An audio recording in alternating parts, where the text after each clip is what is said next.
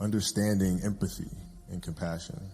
Because as a young kid, when I came in the league, it was like, I'm driving this way, and either you're going to be on the train or be on the track. Right? There was no such thing as understanding that people have lives outside of the game, which apparently I did not. But like if I understood that at an early age, it helps me as a leader to communicate better. I came to understand that later, and getting to know people on a personal level. What are their fears? What are their insecurities? Right? What are their dreams and ambitions, desires, those sorts of things. When you come to understand that about a person, then you can help them reach the best version of themselves. So I wish I'd known that earlier. I'm a senior here, working on my master's in communication management. I played on the USC basketball team here. My question for you is, I'm preparing for the NBA draft right now. So what recommendations do you have for someone on picking an agent? Don't, because it's a dying business. I hope there are no agents in here.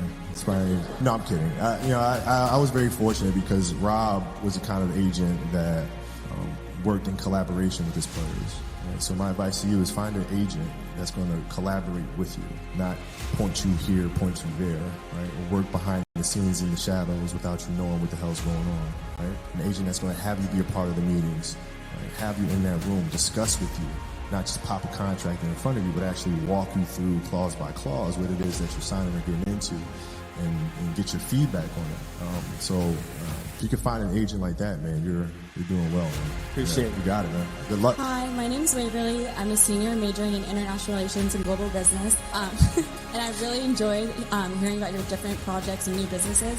And I was wondering if you've had to tone down your competitiveness in your approach in a new work environment. Yeah. More than a little bit. Yeah.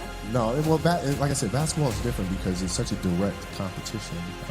What we do now, there isn't. The competitiveness that I bring to work every day is really helping people, in a sense, be competitive with themselves. Right? If you're animating something, or you're writing a screenplay, or you're composing a piece of music, is that the best you can do? Right? And don't ask me. Don't say, okay, do you approve? Don't ask me. I'm not the musician. I'm not the composer. You know. Right? So the competitiveness is more from an individual perspective. Is this the best you can do? And if the answer is yes, then off we go. So it's different. Mm-hmm. It's different. Hi, Kobe. Hey. My name is Victoria Urich. I'm a junior broadcast journalism major. My daughter came to watch them play, by the way, volleyball, and we were sitting right there, and she was like, oh my God, they hit that ball so hard. That was the first time watching you guys play, so. Thanks for coming. You're always welcome. Thank you. My question for you is, players like Kevin Love and DeMar DeRozan are coming forward sharing their stories about mental health. What is your take on this, and why is it important that elite athletes join in on this universal conversation? Well, that's a great question. I think it's important for athletes to own what it is that they're going through. It's awareness, right? I think a lot of times we try to tell children, tell young athletes in particular, that if you have those thoughts and those feelings, that's weakness. That's bad. You shouldn't be feeling that. Which then causes them to feel some type of way about themselves. Right? They carry that around with them for the rest of their lives. And I think the most important thing is for us to be aware of what's going on in here.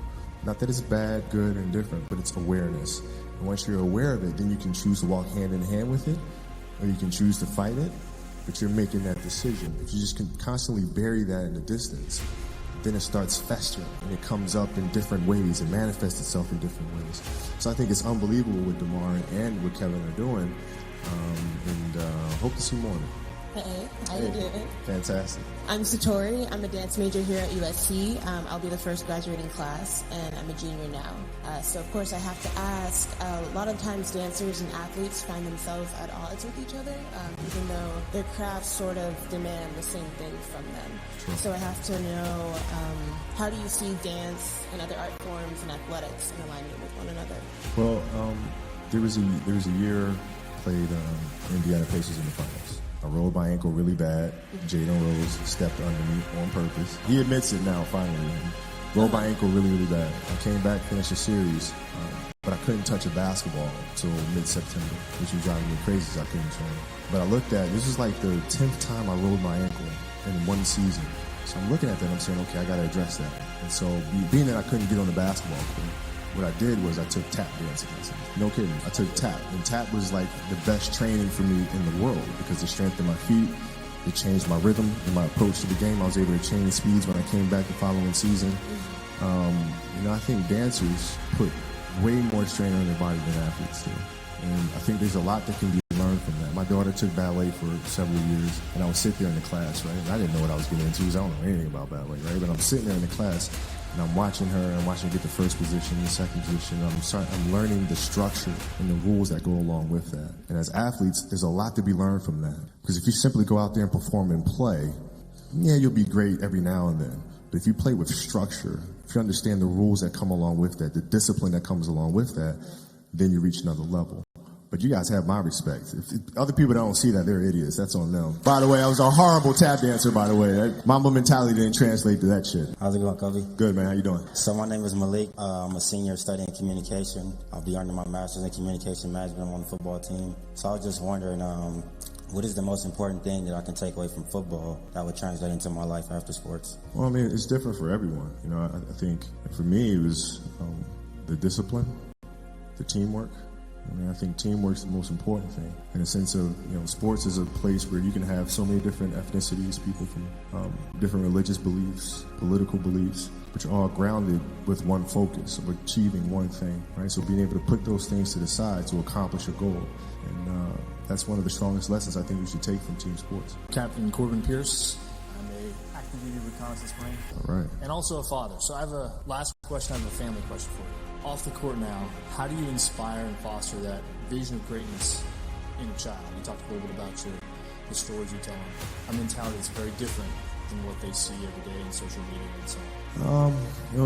I try to get my kids to see the beauty in the process. So when they got old enough, I used to take them with me to workouts. And we used to be over there kicking a soccer ball around or whatever. But they would see. Not just sitting there and watching and stuff, but they would see. And they know I'd get up at 4 o'clock in the morning. And they know I'm training again. And just filmed their basketball. And they were there with me as I was writing them, going through the animation process, going through step by step. And I think the important thing that we can do as parents is to lead by example, but also encourage our children to think incrementally. Not to say, okay, I want to be like, Gianna, for example, my daughter who plays basketball now. She said, Dad, can you teach me how to play basketball? I'm like, sure. She's like, okay, I want to be better than you. I'm like, all right, cool. Let's start with 15 minutes a day. Right? And for 15 minutes a day, we just stood right in front of the hoop and just shot. Right under the hoop. We didn't move around, we didn't do any dribbling, just 15 minutes a day, just shoot here.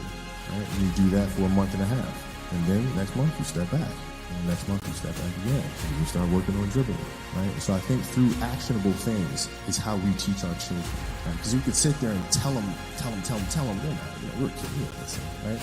But through sports, you can teach them how to think things incrementally, because that's the way they behave. If it becomes a part of their process in sports, it will become a part of their process in life as well. Imagining you training your daughter to play basketball, I sort of thought of the Karate Kid and Mr. Miyagi. Just do this one thing.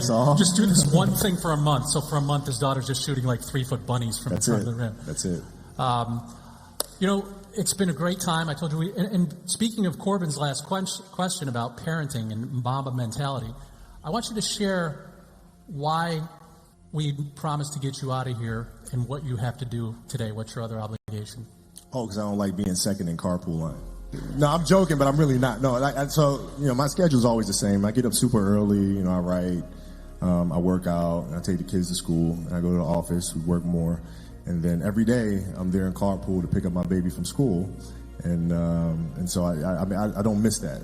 I don't miss it. And competitively, sometimes when I pull up and there's a car in front of me, I'm like, how are you here before me? Like, I'm here 50 minutes before. Like, what the hell? God.